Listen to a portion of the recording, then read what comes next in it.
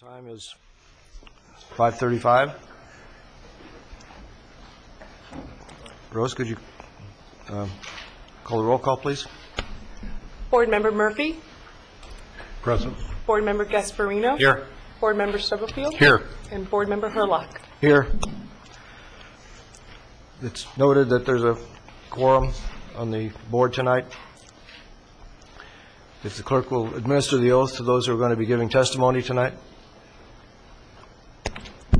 Okay, please stand. And, please raise your right hand. Anybody in the audience giving testimony? You and each of you do solemnly swear that the testimony you are about to give in the matter now pending before this board will be the truth, the whole truth, and nothing but the truth, so help you God?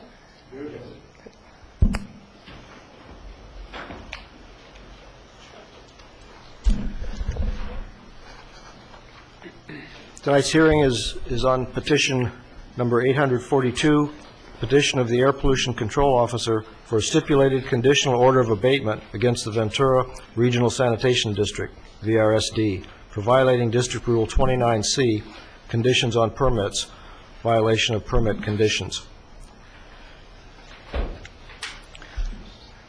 Since the petitioner is the district, I'd like to begin by Mr. Chair. Mr. Gasparino. Yes, I'd like to make a statement so that it goes on the record. With regards to the hearing this evening, I'd like certainly the board to be aware of the fact, and our council representative, that I am familiar with the gentleman that will be representing the petitioner, Mr. Dick Baldwin.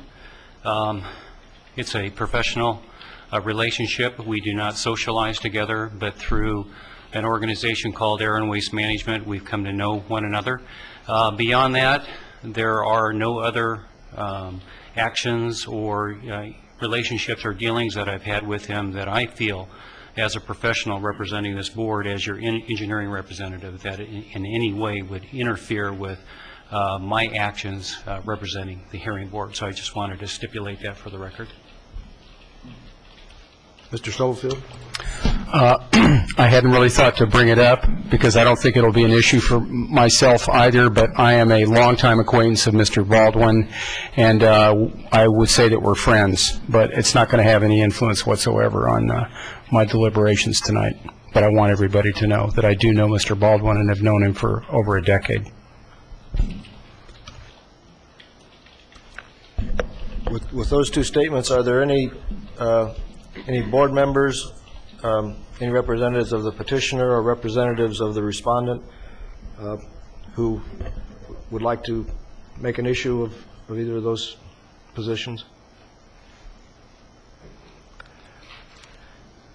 Then we'll proceed to the hearing. The petition is from the Air Pollution Control Officer, and I'd like to ask the Ventura County Air Pollution Control District to present the petition and describe the petition for us.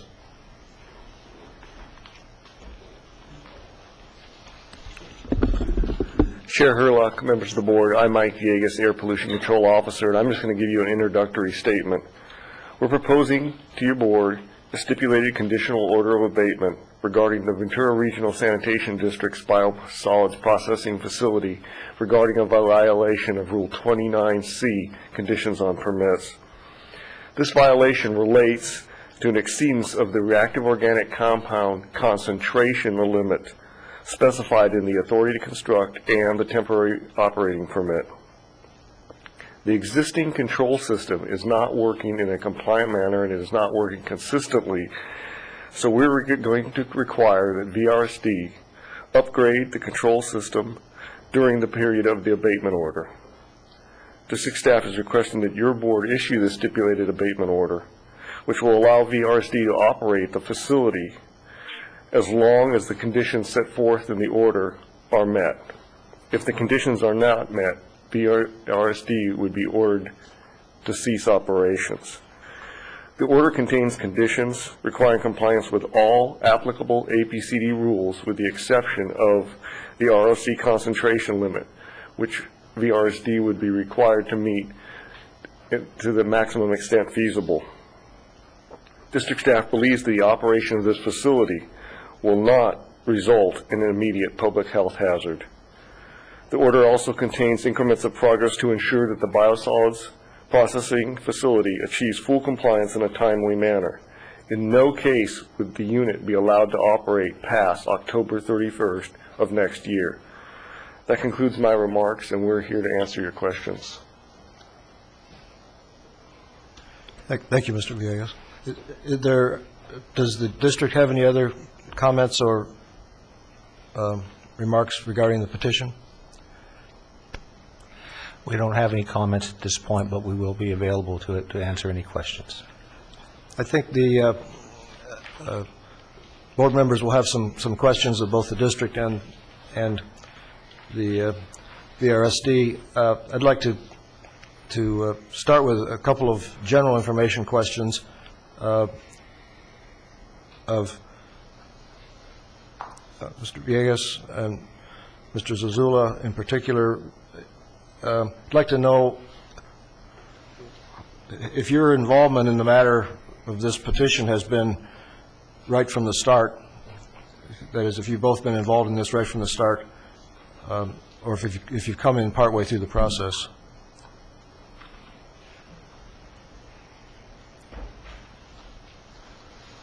I've been at least peripherally involved in this from the start. As soon as we noticed that we were having issues with them, because it is a Title V source, and Dan is very good at keeping me up to speed on issues that could create problems down the road. So I've been involved at least in that manner, and then become more and more involved as we move through the process. Thank you. Mr. Zazula? I've been involved ever since the conditional use permit. I sat in the Board of Supervisors meeting the day they approved the conditional use permit, so that was pre the authority to construct. So I've been here for almost from day one. That conditional use permit is not alluded to in either the... Oh, I was just giving you a time frame. Yeah, that was, yeah, I've been involved in every aspect of this project. Authority to construct, petition, conditional use permit.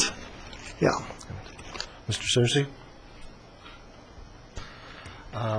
I've been involved with this facility. I started inspecting this, that site actually before the biosolids plant was even built as an inspector. And so I've been involved with it on that level. I've been responding to a number of odor complaints since we started receiving them, and I was involved in drafting the order also. Thank you. Another general question before we, the board members question the parties. This appears to have Ventura County Resource Management Agency Building and Safety Division as a party in some sense to the order. Are they represented here tonight? No, sir, I don't believe they are. I believe that they were added when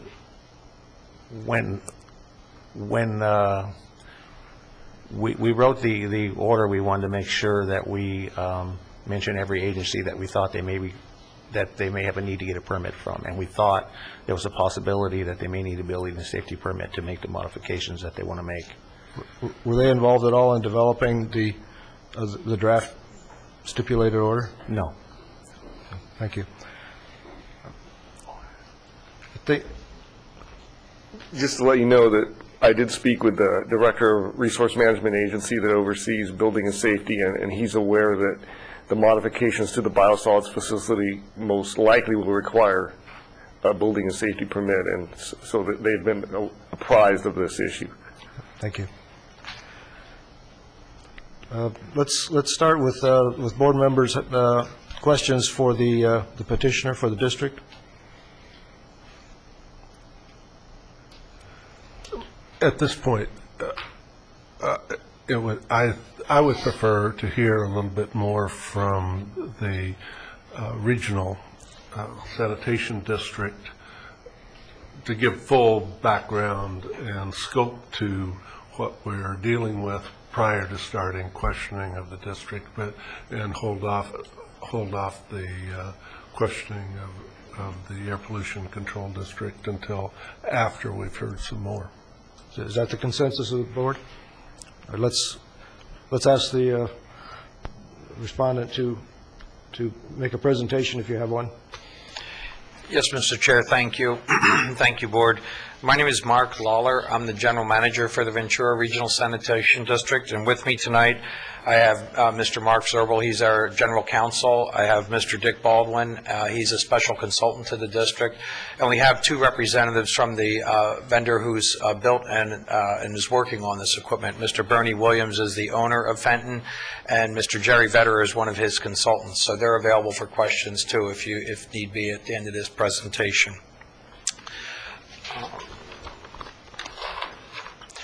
For those of you, and I'm assuming it's most of you, who haven't seen this facility, the picture in front of you here is the entire project. I'm just going to roughly outline what's in what locations at the site. I'm going to try to do this screen because it's going to be hard for me to point to the other screen. So up in this particular area of the project, these brown containers up here, that is a sulfur treatment system that removes sulfur from the methane gas as the methane gas is being delivered to the site. Now, the methane gas is used, and we'll show this in a subsequent slide, it's used in multiple areas within this project. I mean, in the old days, the methane gas was flared to avoid methane being released to the atmosphere. Methane, as you know, is a much higher level forming carbon footprint compound than carbon dioxide is. So it's always been required to flare that gas. We do treat that gas, then we go, there's conditioning skids here to condition, to pressurize the gas to the right level to run in the different components. Underneath of this canopy, the first canopy, the bigger canopy, is our storage where we store some of the wet biosolids, not the processed biosolids. It's also the area we actually do the drying. There's more pictures on this as we step through it. On the lower deck that you see underneath this larger, or this brown canopy on the lower deck, is where our water and our gas treatment facility is. The unloading facility is underneath of this white canopy, and at the far right-hand side is the microturbine piece of this project. We do have 9 microturbines that was part of this project. 3 of them are dedicated for on-site power generation so that we don't draw any power off the grid. The other 6 are export, so we do export 2.25 megawatts, or about, 1.5 megawatts off-site. What the challenge was, how this project came about, there's about 8,000 tons of biosolids that are produced in Ventura County alone. If you remember, about 4 or 5 years ago, there was initiatives, it went through a variety of forms in Kern County where they were prohibiting not only this county, but LA, San Diego, all the southern counties from importing biosolids and that battle's still going on today. It's still being decided in the court systems about the fate of that. Roughly, Ventura County did export 90% of the biosolids historically to Kern County. The Measure E that's talked about, that was one of the initiatives that was started. It was a voter initiative that was started in Kern County to halt it. Again, there's been multiple processes. So what we saw at that point in time is if that was going to be shut down, the only other alternative for biosolids in this county would truly be trucking it to Arizona. So those were things that, from an environmental perspective, were not the best local solution. So this project, we started talking to all the cities, and they thought it would be an asset to this county from a lot of different perspectives to be able to treat these biosolids locally in the best, in the most environmentally sensitive way that's possible. So we came up with this regional solution. It resulted, again, from the Kern County initiative. The project that is up there today does have 2 dryers. It's permitted to take up to 4 dryers. The total capacity currently is 180 tons. Again, it can vary from 180 tons, maybe a little less. It depends on how much we want to dry it and what we're using the material for. But the end product of this process is that we have an AB 939 compliant material. The state of California recognizes the solid material at the end of this process to be a recyclable material. And it is allowed to be used as ADC in our landfill. It's also allowed to be used as a fuel source for certain processes and as a fertilizer. This process uses 100% methane gas. We do not draw any power off the grid. So again, this project is completely self-contained within our landfill. This is kind of the process at a glance. The landfill gas that you see, the box on the far left over here, is the gas that's being generated. It's a natural byproduct that comes off the landfill. There's no avoiding it. It's just due to the breakdown of the material decomposing in the landfill. Historically, and what you see with the dashed line is all of that gas used to be historically disposed of or destroyed through the use of a flare. By developing this project, the flare is now basically a tertiary source that we only use sporadically at best, because we take all the landfill gas now and we put it to what we consider a much higher beneficial use.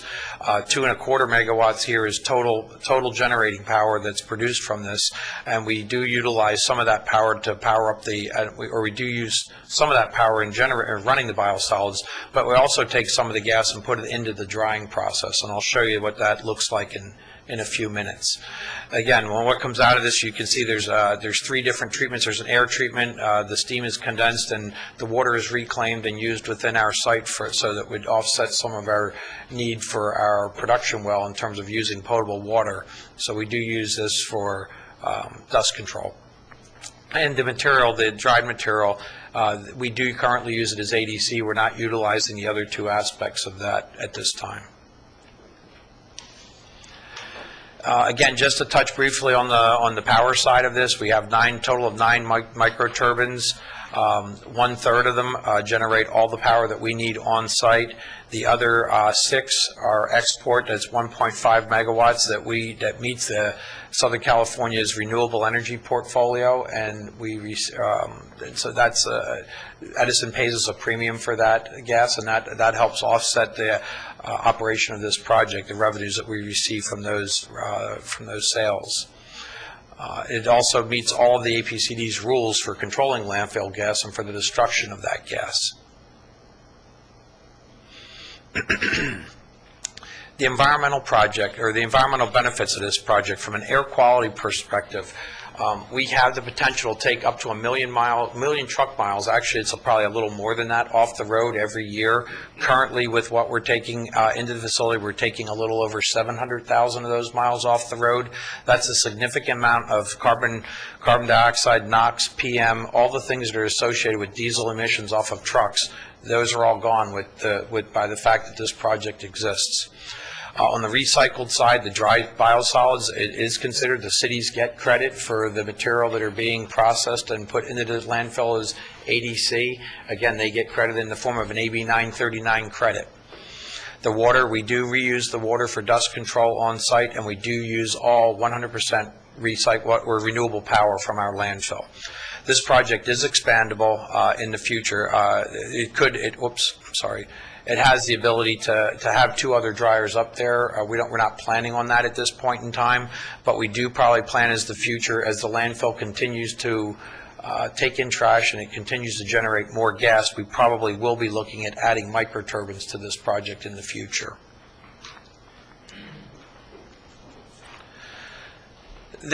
We kind of broken the project down into 4 distinct areas to look at, and as we go through the next series of slides, this will hopefully focus into certain areas. The first slide is the blue side is the landfill gas treatment, and then we have what we call the drying process itself. The next middle section is where we condense the water and reuse the water, treat the water and then reuse it, and we also treat the air in that section. And then the section off to your far right is the power generating aspect of this project. Some startup issues. We have only been running about 15 to 8% of the time on an annual basis right now. There's peak months that we have been running better than 60%. So we have had some startup issues because this project has a significant number of permits, and they're very restrictive permits. Your staff has done a very good job at permitting this project and making it the best project possible. But some of those things, when you're a first-of-a-kind facility in the nation that's doing this, there are startup issues, and we've had some of those issues. One of the ones the one in question tonight that we're not in compliance with is on on the last item that you see here, which is on the biofilter, which we'll get to in a little bit. We haven't been able to meet the exact limit But I'll talk to you a little later in subsequent slides about why we chose a biofilter and why that was considered to be the environmentally superior component to perform that duty at that time. But as you know, any biological system has a lot of dependent parameters: temperature, air velocity, food mass ratios, humidity. There's a whole range of things. Just the fact that we take material in from 13 different sources, just that and alone can upset the process. So it's difficult when you're trying to take everything from within the county and put it in one spot and make it perform exactly right in a biological process. It's more difficult. We do have different points of emission sources, again, at the landfill gas, and we'll get into the slides. I have slides on each one of these that show what the emissions are. We do have permit conditions on the sulfur treatment and how we remove sulfur. We have it on the biosolids receiving and storage area. We have it on the three-stage control system, which is the one area where we are not in one of the parameters in there is one that's not in compliance. And we have it on the heaters, on the drying, or the heaters that heat the oil to dry the biosolids. So on the landfill gas emission itself, the primary constituent that we look for, or that we're permitted for, is hydrogen sulfide. You can see that our limit is 60 parts per million. The actual amount of hydrogen sulfide that's in the system is less than 0.2. However, we do also look for total reduced sulfur, which are all the other sulfur compounds. And when you translate all the other sulfur compounds into an H2S equivalent, the combined number, which includes the actual H2S, is about 11.9. So we're well under the 60 part per million as established by our permit. And this is a picture of what that device looks like. It's a vessel that just has a media in it that we pass the gas through prior to taking it into where we process the pressure and get the pressure right and put it into the different devices to combust it. On the storage bins, we have three different parameters that we're looking at. We have ammonia, hydrogen sulfide, and ROCs. On the ammonia, the permit limit is 50. We're currently seeing about roughly 5. On the hydrogen sulfide, we're permitted for 3. We're less than 0.2. And on the ROCs, we're permitted for 60, and we actually see 0 in this area of the process. And I'll show you what that looks like here next. And that's what you're seeing. Those two blue vessels there are essentially it's a carbon bed. There's three vessels that it's pulling off of. The one that you see open that the trailer's unloading into, which is right here, that's our unloading bin. From there, it's transferred into one of two. You can't see the second one. It's directly behind this. But there are 2 storage bins because our permit does not allow us to operate or receive material on Sundays. And so on certain holidays, specifically Sunday for sure, and then certain Monday holidays, we have to be able to take enough material in to store it so that it's not just, we're not allowed to put any of it on the ground at any time. At any point in this process. So while the materials are in these bins, they're closed, they're sealed, and they're under a vacuum, and all that vacuum goes through those 2 carbon beds and is scrubbed to achieve the limits that we just showed you. This is the main slide. This is the one slide. This is on the main emission coming off the dryer itself. We have 8 different parameters that we're permitted for. We have 2 different ones for part PM.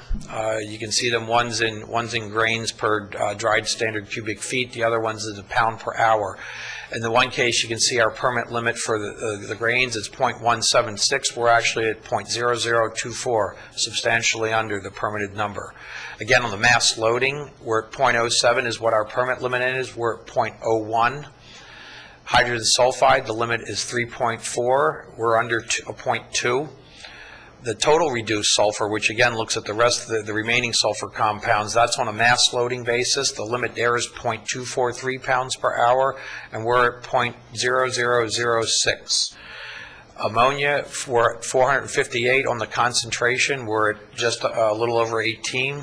The mass loading is 1.64 pounds per hour. We're at 0.02.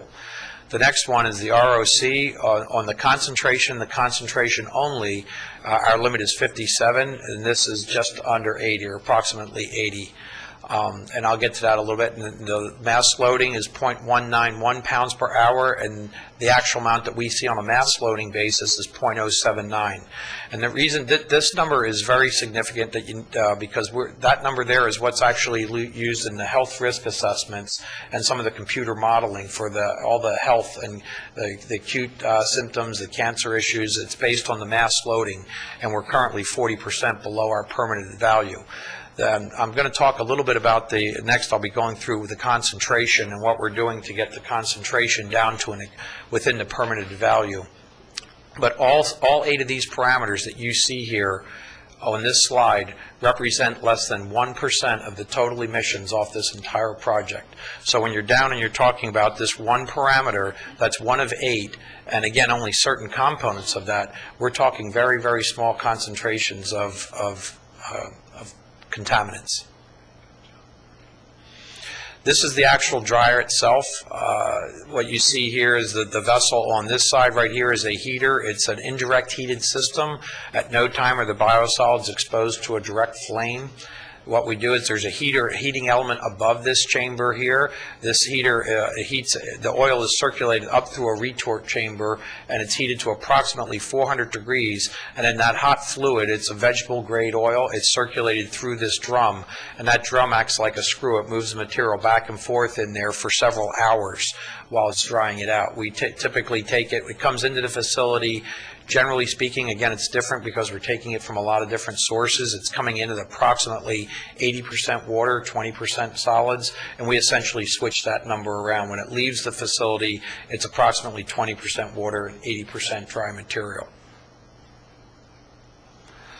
This is the air treatment system. This is the treatment system that is the last 8 parameters that I was showing you. This is the 3 different devices here that are achieving those that are intended to achieve those permit conditions. The first device that you see, the larger vessel, is a biofilter. The biofilter it removes a lot of the ammonia and hydrogen sulfide that makes it to this. It also removes probably some of the PM, and it knocks down the VOCs. So when you see the VOC number, this isn't it's certainly doing a lion's share of the work right here, because the concentrations coming into this device range from 2,000 to 4,000 parts per million on the ROC. Once it comes out of this device, I mean, we're seeing it down in the 80 range. So this is doing a significant job about knocking that down. This is a small carbon bed to polish that up, and and then this is a HEPA filter for any particulate matter that gets through. So the lion's share of what's going on is in that biofilter with a polishing in the carbon and a HEPA filter for final cleanup of any particulate matter that got through. And what I'd like to talk a little bit about is what BACT is, because that's essentially when we're talking about the 57 part per million limit that we have. That was part of a BACT technology. It's not part of the health risk assessment. It's BACT, and what that means is it's what can you achieve? What's the best technology out there, and let's put the best technology on the project. Excuse me. Sorry, forgot to turn this off.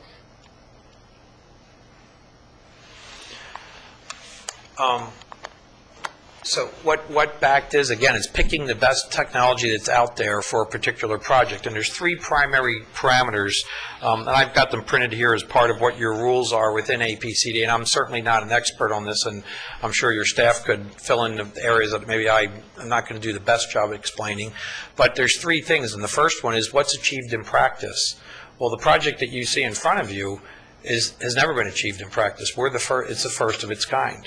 And so we're the first one in the nation to be treating our biosolids on a regional basis as a county. So this is a huge, it's been a huge feather in the cap for Ventura County, because this county is able to say that we treat all of our biosolids when nobody else in the nation is doing that just yet.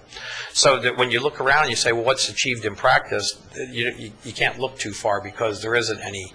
The same thing with the second thing is what's being used in a rule somewhere else that you can bring to bear when you look at this. And again, there was nothing quite like this project out there. However, the third one does apply, though, which is, well, what's technologically feasible and what's cost effective? Well, certainly ROCs are not unique to our project. There are other devices out there that control ROC. And so when we selected something that we submitted and was approved was for just under 60 parts per million, because there are a lot of devices out there and a lot of processes that run at 60 is the control point. And our manufacturer of that particular device felt that that was an achievable goal. And the next slide that I want to talk about specifically is one of the reasons. It's the second bullet down. I already covered the first one, but the second bullet down talks about why we picked that device. And we picked that device intentionally because it doesn't burn anything. So by doing it through a biofilter, we're using a biological process to try to achieve, it's the most environmentally sensitive device that we could use because we're not running it through a burner. So there's no NOx or carbon monoxide generated additionally from a destruction process. So we thought that was achievable, and we're close, but we're not there, is the truth. So the 57 number that you're seeing is the permit limit, and we're running right now when we test it roughly in the 80 range. Again, this is a backed number from a health risk assessment, and the numbers that you see are the ROC and the mass limit that I showed you. We're 40% lower than that. So when we run the mass emission models and we run the health risk assessment models, those numbers, we're meeting all of our requirements under those guidelines in terms of what's considered a health risk assessment. And again, to remind you, all the ammonia, the hydrogen sulfide, and all the particulate matter, we're meeting all of our limits in all of those categories. Here's the health risk assessment impact. When we reran the health risk assessment a couple weeks ago, using the numbers that we actually are generating, they had no significant impact. It was less than 1/1000. It was into the third and fourth decimal place is the impact that we had. It was not, essentially, I don't want to say not measurable, very, very low. We actually went ahead and increased those parameters tenfold in some cases more. And again, we found it was not that those hydrocarbons within the ROCs were not driving any of the health risk models in terms of chronic, acute, or cancerous type issues. And again, that all of those emissions, and to put that in perspective, all those emissions coming out of that one treatment process do represent less than 1% of the emissions off this entire project. What we're doing, we've been taking a lot of test data. We've been testing everything, especially across each individual component, as it goes in, as it comes out, trying to get a full understanding of what is it going to take to bring that one parameter into compliance. We've hired a lot of consultants, Mr. Baldwin being one of them. The vendors hired their own consultants. So we're spending a lot of time and effort looking at this particular issue to bring the best science to bear on this and how we're going to solve the problem. The science that seems to be the most definitive one that we know will work at the end of the day is by adding a thermal oxidizer.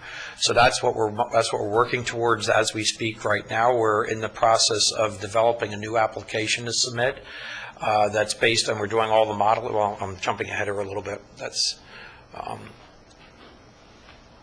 trying to see here. Again, these are just some of the consultants we've hired and Fenton's hired. I'm going to jump to this slide here about what we're doing. And so what we're actively engaged in right now is we've completed the backed analysis, or the draft backed analysis. We're making changes to it and comments to it right now. They're working on the health risk assessment, which is the modeling. They're also working on the fence line modeling, which looks at the hydrogen sulfide and the sulfur dioxide. And we've also hired AECOM to do any building and safety issues, because when this site was built, like anything, it has to it requires a building and safety permit. So as we're adding significant pieces of equipment, there's going to be the primary things that we believe are going to be looked at. It's not so much the pad; it's going to be the seismic restraints, where so this stuff gets tied down properly, and that the gas lines and that the plumbing that goes to it and the power that's coming to it is done in a safe fashion. So those are the key issues that AECOM and that we're already underway on.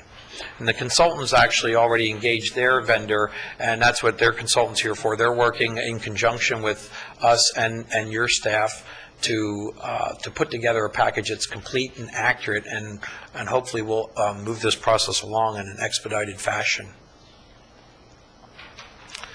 The next steps are to complete the BACT analysis. Once we complete the BACT analysis, the health risk assessment, the fence line modeling, and the vendor supplies us with all the technical information from the piece of equipment, we'll be able to generate an application to submit to APCD for approval.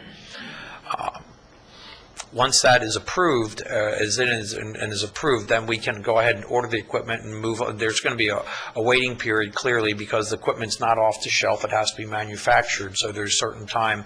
I believe the timeline for delivery is 12 to 16 weeks. Is that correct, approximately? Yes. Okay.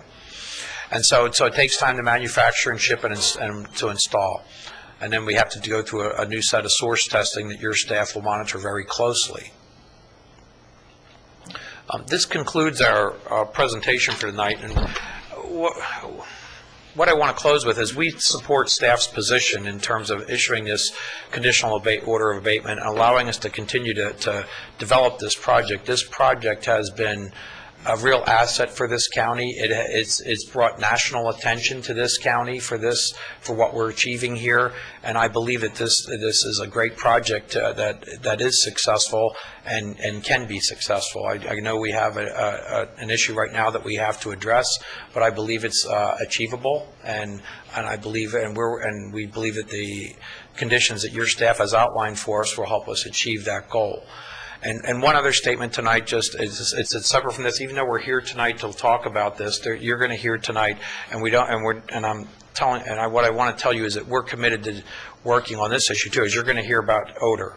You've heard about this before under a separate parameter, and we take all the odor issues seriously. Again, Mr. Baldwin, we hired Mr. Baldwin originally not to work on any of this. He was hired for a completely unrelated issue to this project.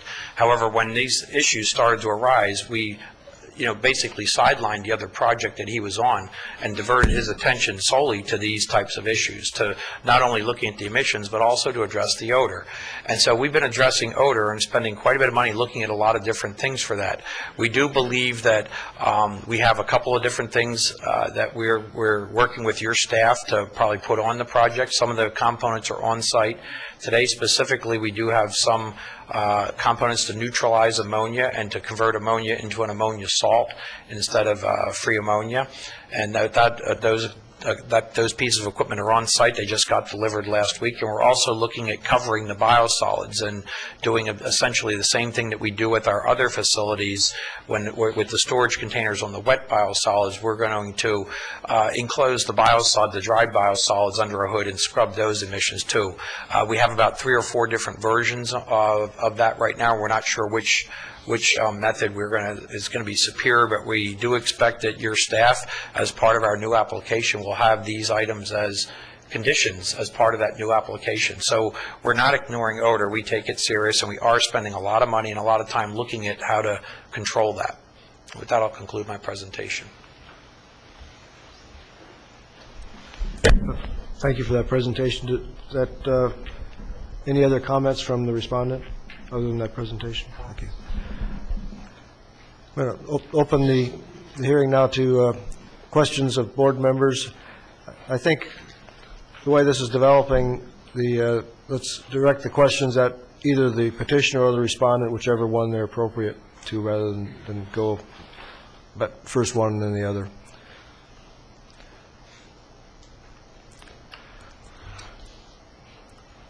This will be directed towards the Regional Sanitation District and whichever of the people there wish to respond. Just for background, this is a regional facility that in the petition it says that it was designed to process biosolids from 13 distinct sources, and that it lists in the 5 different wastewater treatment plants that you service, type of thing. Could you explain to me, there are other wastewater treatment plants in Ventura County, is that correct? Do they do theirs separately? Yeah, not all the treatment plants in the county bring us their material. The treatment plants that have drying beds next to their facilities, and they can use the sun to dry them out, they utilize those drying beds. The facilities that are using those drying beds right now would be Ojai Valley Sand, Camarillo, Simi Valley, Piru, and I believe Moore Park. But the cities that are bringing to us right now are the cities of Thousand Oaks, Oxnard, Hueneme, Ventura, Santa Paula, and Fillmore. Is there from environmental or some other position, is bringing them to you better than the treating them separately? Because it was said one of the problems in your facility was you've got it from all these various sources. Right. Well, most facilities, because of urban growth, as they grew around the treatment plants, they had no room for drying beds, and as the regulatory environment was ramping up on wastewater treatment, they had to convert their drying beds into other processes for advanced treatment. So a lot of them don't have options. If you can spread it out and dry it through the sun, that's about as cheap as you're going to get. I don't believe that process is monitored. I really don't know. That'd be a question for your staff. But the ones that can't do that and that they have to haul it off out of the county, we are a far superior solution than that method. Okay. But there is no other smaller facility like yours? There's nothing like us working in this county right now.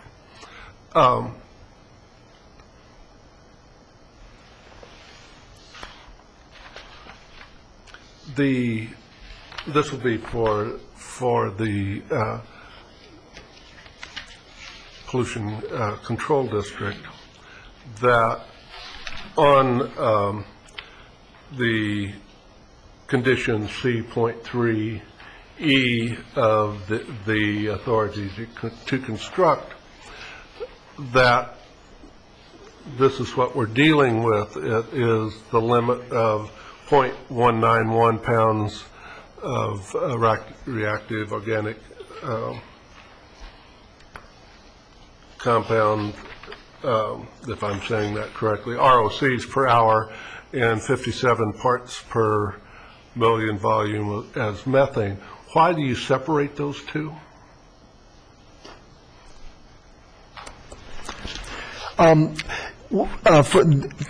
To be very back to the basics, our Rule 29 conditions on permits require that we express emissions on a permit in both tons per year and pounds per hour. So what we generally try to do is write underlying conditions that help to enforce those emissions. So that our concentration enforces concentration, which leads to tons, and in this case we're enforcing the pounds per hour directly. In this particular instance, there's an air dilution component also, that to go into the biofilter, you've got to control your temperature so you don't overheat the biological media. You can kill it, or if it gets too cold, the bugs can die. So they're monitoring their temperature very closely. So because of that, we've got both have a concentration and a mass limit also. Okay. Yeah, what I'm trying to get my mind around is that as a practical matter for the public, for what's escaping is methane more important, the parts, the volume more important than the actual pounds per hour, or how does that affect? Well, at some point you can meet your concentration limit, but if you blew a lot of air in there, you could emit it at such a high rate you would exceed the mass limit. So they both help to enforce ultimately the tons per year and the pounds per hour. I don't know if you can't really say one's more important than the other. You measure both. To measure pounds per hour, you first start with concentration, and then you measure the air flow rate, and you mathematically combine the two to come up with your pounds per hour. Now, for example, in the first source test, they complied with the parts per million, but barely was on the fence line with the pounds per hour. So we kind of need both. We need both in this case. Yeah, that wasn't presented tonight, but that's for an example of why it would be important. And that's a little bit what is confusing to me, was in the first test, you were within, even on the pounds per hour, you were within the margin of error. They Right. passed it. And the problem you had was it with sulfide. And in the second test, sulfides passed. Was there anything that changed that made sulfides not pass the first time, and a month later it passes with flying colors, and the first time you essentially pass with Yeah, I mean, later, a month later you don't? What's this fluctuation? You make a really good point. It's kind of the heart of the matter. The biological filter, the biological media is a very sensitive device. It's sensitive to flow, humidity, pH, temperature, and so one of the big differences between the two source tests was the airflow rate. In the first test, the airflow rate was higher, and the second source test, the airflow rate was lower, talking about the cubic feet per minute of air rather than any particular pollutants. Mr. Chairman, Yes. if I could add to that, what Kirby has said. One thing that happened that was different during the first source test was there was a high temperature exceedance on the third run of the source test, which is believed to be what caused the sulfur exceedance. When we looked at daily tests that are taken before the source test and daily tests taken after the source test, this H2S has just never really been a problem. But it was on that day, and the temperature was unusually high at the end of the test. We believe, we're not certain, that that's probably what caused it, but we don't know for sure. And I would assume that with respect to the methane parts per million volume, that was lower than, that was within parameters the first time, and now is the second time out of parameters. Do you have an explanation for that? Well, the airflow rate was reduced a lot, considerably from the first test, and it's thought that that might have something to do with it, but the flow rate was reduced to minimize the airflow going over the filter bed, and mostly, and it was also associated with trying to get the temperatures down. There were several different things going on in the way of modifying the processes to lower the temperature, lower the flow rate, try to stabilize the biological bed so that it would operate. I mean, is there, it sounds like you can control various ways procedure goes on to tweak what's coming out at the end product, and can, in some cases, testing, you get it within parameters and you change it a little bit and it gets out of parameters. Is there, I'm trying to find out what's, you're before us, it sounds like we're doing something, you're planning on doing something very expensive, and for something that is, I mean, most people come to us for a variance when you get this and tweak their procedures in order to, or change something little in order to get it within it, and I'm trying to just wrap my head around what are we doing here today? Well, the biofilter has not been what you could call stable. It varies a lot based on temperatures and airflow and food. The amount of time that the dryers have been running the dryers running is essentially a feeding mechanism for the biofilter, for the bugs, if you will. And that doesn't run 24/7. So we have food mass issues that vary. We have temperatures that vary. We have flow rates that used to vary but are now pretty stable. And it's just not a perfectly stable device, like a thermal oxidizer, which is one reason everybody's starting to focus on the thermal oxidizer now, is because it can be controlled. Okay, and so essentially, the big change that you're going to make is to start using a thermal oxidizer to get you in compliance? Yes. Most of the other parameters that you're seeing on here are being controlled effectively by the biofilter. The ROCs themselves, it's not stable. We can't, over the course of the last year, we haven't been able to create a stable enough platform where we can consistently meet the requirement. So this addition of this piece of equipment specifically addresses that and maybe some of these other issues, some of the others, but the others are so low that we don't expect them to be contributors. But the thermal oxidizer will completely, basically destroy all of the ROC, not all of it, but it'll take it down to a very low level. Is this is this an add-on then to, you've got the three-stage air? Yes. Air treatment that you showed us, will then this make it a four-stage? No, essentially this replaces the carbon bed filter. Okay. And so it'll be the biofilter and then this, and then we're going to look and see what the particulate matter is. We still may need a PM filter. We don't know just yet.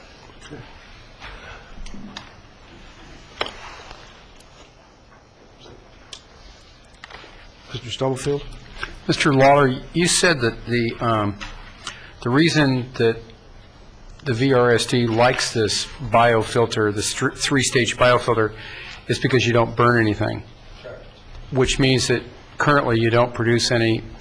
NOx or carbon monoxide. Okay, when you substitute the thermal oxidizer, Yes. what's going to happen to that? We will generate some additional NOx and some additional carbon monoxide. Is this going to create, Well, that's what Get part rid of of what one our problem and modeling create a new next- one? We don't know just yet. We don't believe so, but that's what we have to model, and that's what will be part of our application. thank you.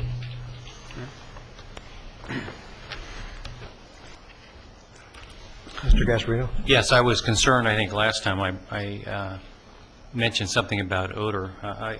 Today I have something else. I was wondering if you could please expand a little bit with respect to the item that AECom, your consultant, is going to be doing with respect to a health risk analysis. That was on page 23. As a part of the permit application, we're being asked to perform a health risk assessment. We're required to do fence line modeling for H2S and SO2. AECom did that modeling for the first application when this process was initially started. So we've asked them to basically revise their models to put in the new information and then rerun the models, which is required as a part of the application for authority to construct for modifying the processes, primarily to put in the thermal oxidizer.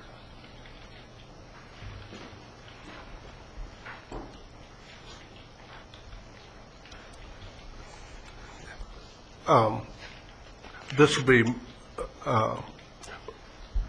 in the petition, it referred to it looked like you've had quite a few shutdowns. Is the shutdowns in any way related to the pollution control issues that we have? When we're shut down for long periods of time, the biological system does need some time to restore itself. It could be several days when we start up. I don't know if that's answering your question.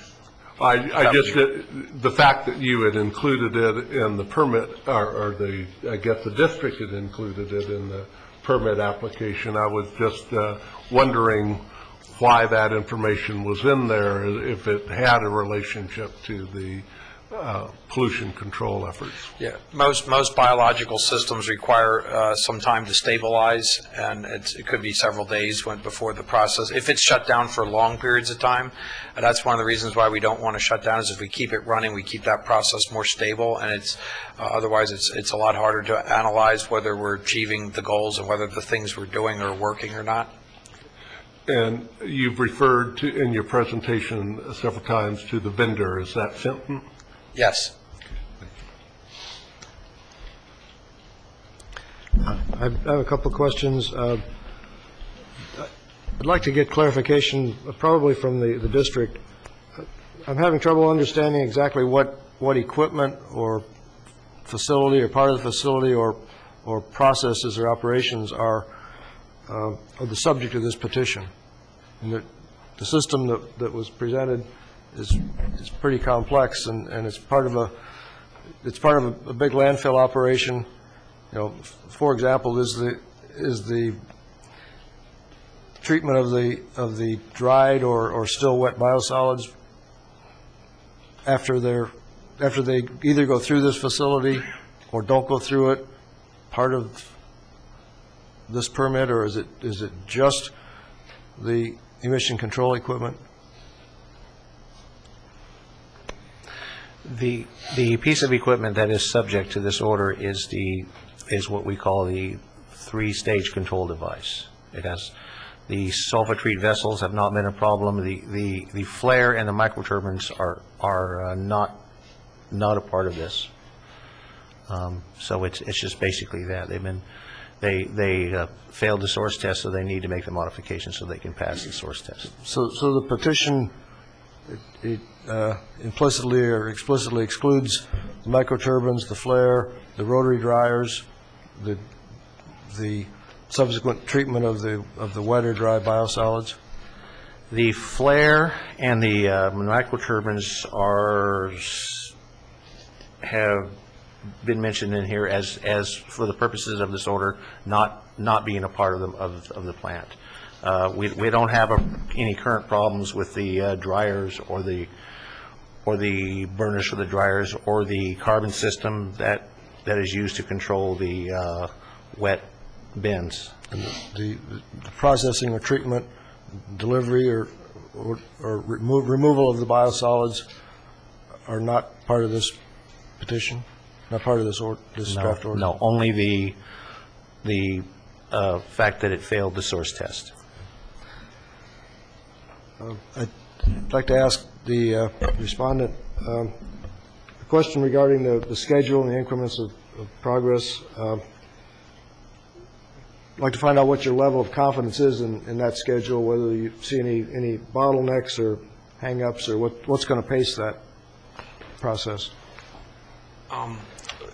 We feel comfortable with the schedule that's outlined. The pacing items would be getting our application, and once the application's approved, it's the manufacturing delivery time of the equipment. We're also building and safety, depending on what their workload's like, and getting them to approve the plans on site. It could be another, I don't want to say a bottleneck, but that's certainly a point that we're paying attention to, because it does take quite a bit of time to submit those and go through the plan checking process. I gather that last one is covered by the wording of the order that says whichever Right. approval is later is Right. when the clock starts. That's correct. Are you obligated either by interagency agreements or contracts to receive biosolids at this facility? Yes, we are. We have 10-year contracts with the 6 cities that I mentioned earlier.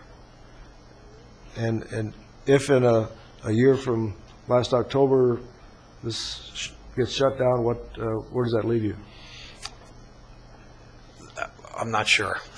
Well, where that would leave us is we would have to probably, if we got shut down, it would be, again, I don't know what that would be for. I'm very confident that we can get there. If we were shut down, I'm assuming it would be not compliant with something at that point in time, so whether we'd have to look at that and get shut down until we could bring it into compliance. If it gets shut down completely, say it just flat out doesn't work, clearly that would require the contracts to be renegotiated in some fashion.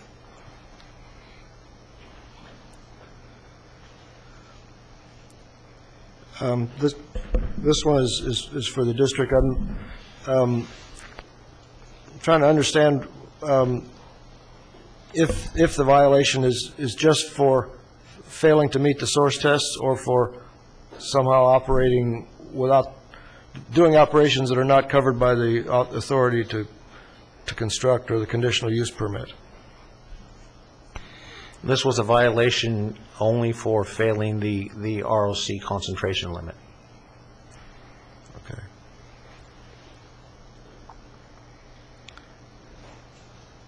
And one more follow-up to Mr. Murphy's question about what the problems were. I hear that the violations are strictly with the emission control equipment, but are the problems that you've had with downtime, is that as much with the rotary dryers and other things as it is with the emission control, or is it all the emission control system? The rotary drying equipment has been fairly reliable. I mean, in the early days, at the very initial startup, we had some problems, but those were resolved fairly quickly. We've had some downtimes. Again, the burners are extremely high efficiency burner. It's the only manufacturer in the country that produces this low NOx burner that we're using. It's not the standard burner within this system, so they had to do modifications to their system. So there have been some problems with the reconfiguration from what their standard design is. So we've had some redesign work done there. We believe that that's resolved at this point. But there's been some, those types of failures. The emission control equipment, we've consistently, or I don't say, most of the parameters, we've consistently met our emission limits, with the exception of this one, the concentration for the ROC. That one's not been consistent.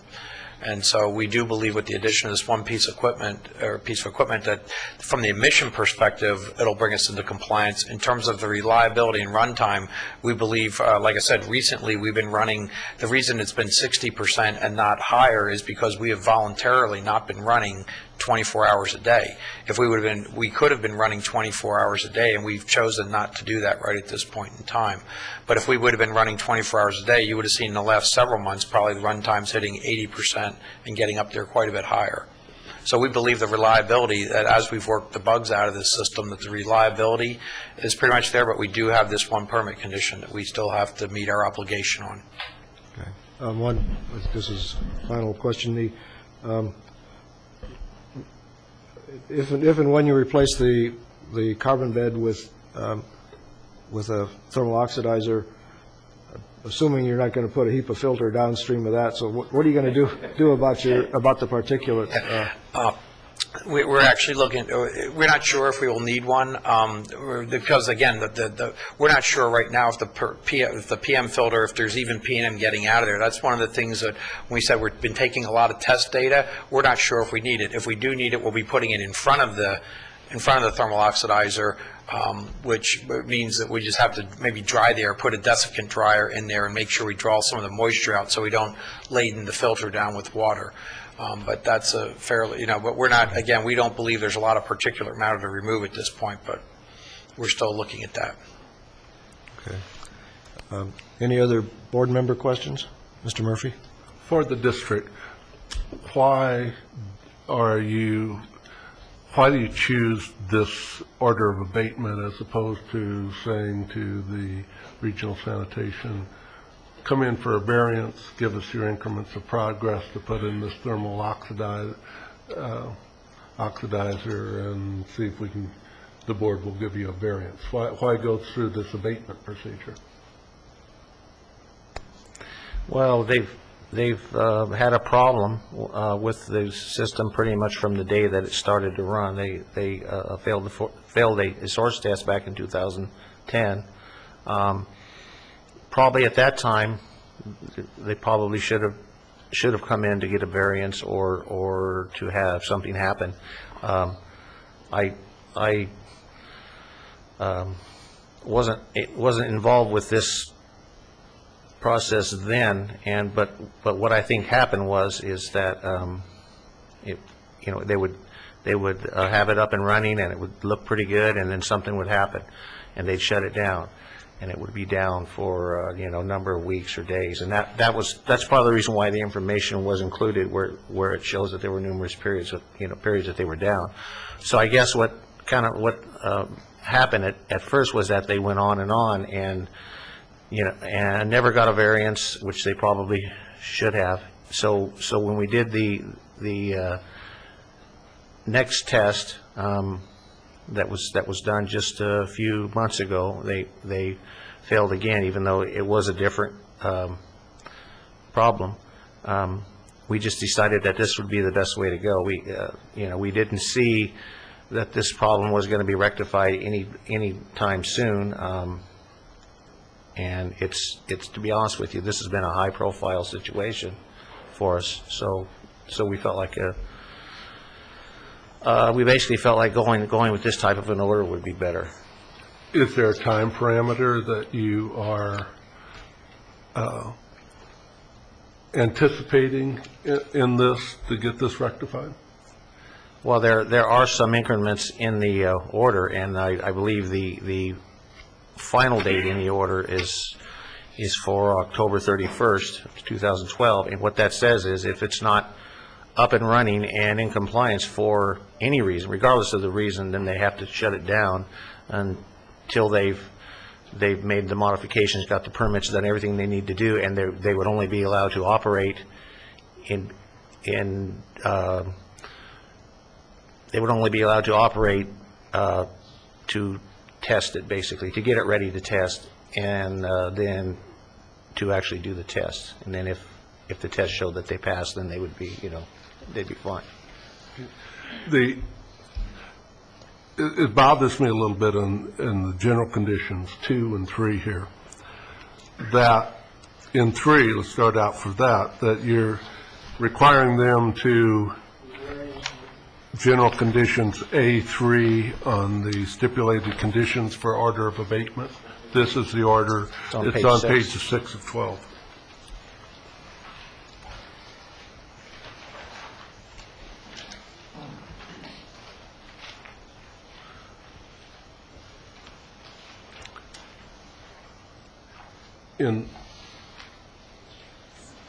In 3, that you require them to comply with all conditions in the authority to construct, with the exception of condition C3E, which is the hydrocarbons, the organic compounds, rather.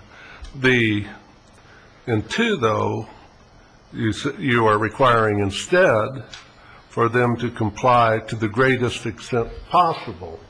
Now, the enforcement mechanism, I understand for this, would be for you to seek an injunction in court, correct?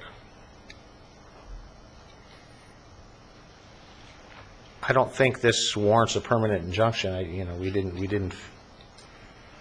No, I'm saying if they violated one of these stipulated conditions, your way to rectify that would be to go over to the courthouse. That's what an order of abatement is for, correct? Sure, we could do that.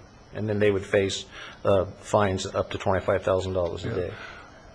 But then, when you have a standard for them to meet is the greatest extent possible, and if they aren't meeting it, it just doesn't seem to me that that's really an enforceable order in court. It just bothers me that we've got the way this whole thing is set up here, that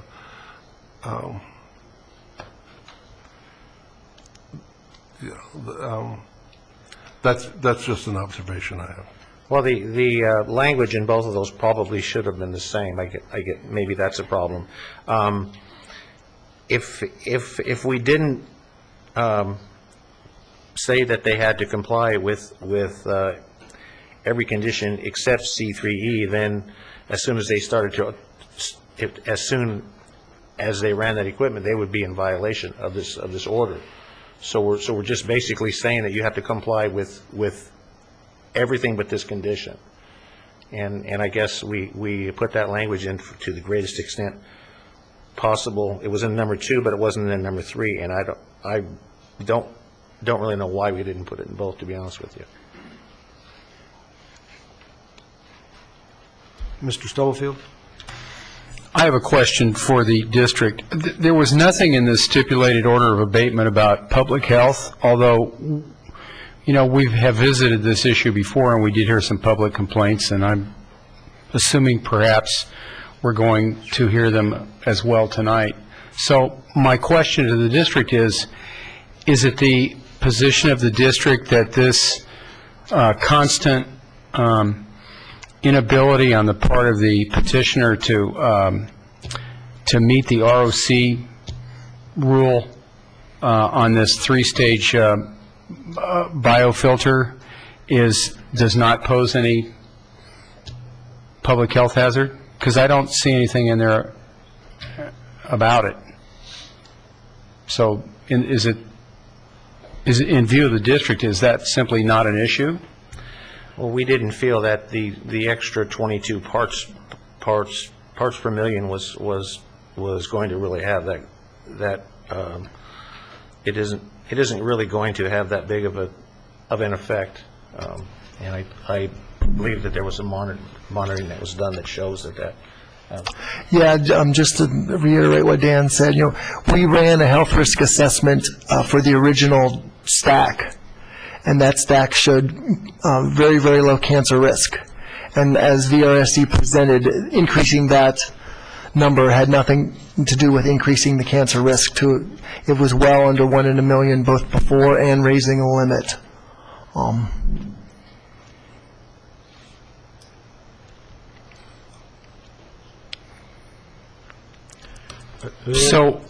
So why would we shut them down in a year if they fail to comply with this one single issue with respect to ROCs from the 3-stage biofilter that they're going to modify with this thermal oxidizer, if it doesn't pose a significant health risk? Well, it doesn't comply with our BACT requirements. I think, we kind of all talked about it a little bit, but to kind of sum it up,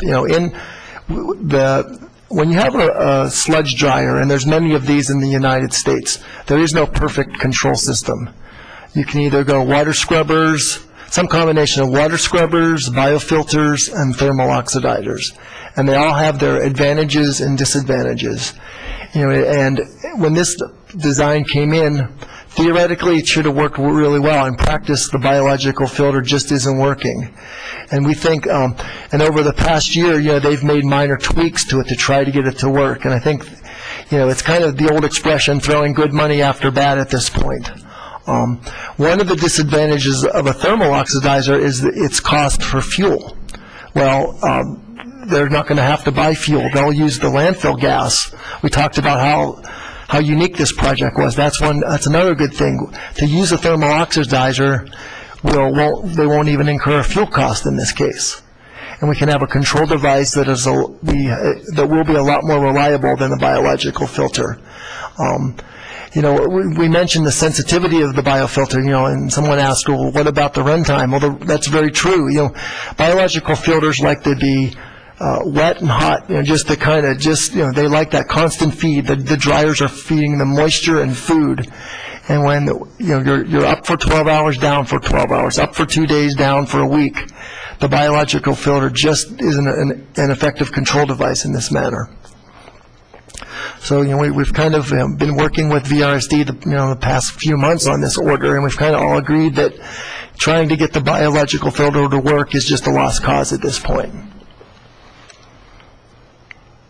So just to sum up, though, with respect to my question, is the district is not concerned about any public. There's no public health issue because while it's out of compliance with respect to ROCs, it's such an insignificantly small amount that you don't feel that it poses a public health risk. Is that correct? Correct. Okay. Thank you. If there are no more board member questions, I'd like to give the petitioner the opportunity, if you have any questions for the respondent. No, we don't have any questions at this time. Does the respondent have any questions for the petitioner? I'm going to close the testimony part of tonight's hearing and ask for public comment.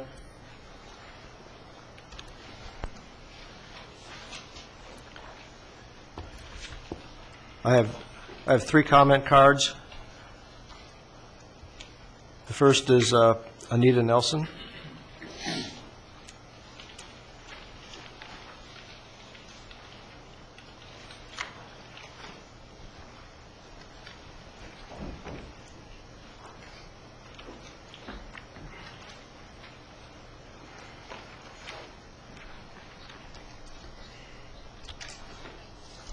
I've brought a map to you all because you asked at the last hearing about where we all lived, and I apologize. I thought I grabbed 5, and I only grabbed 4. So.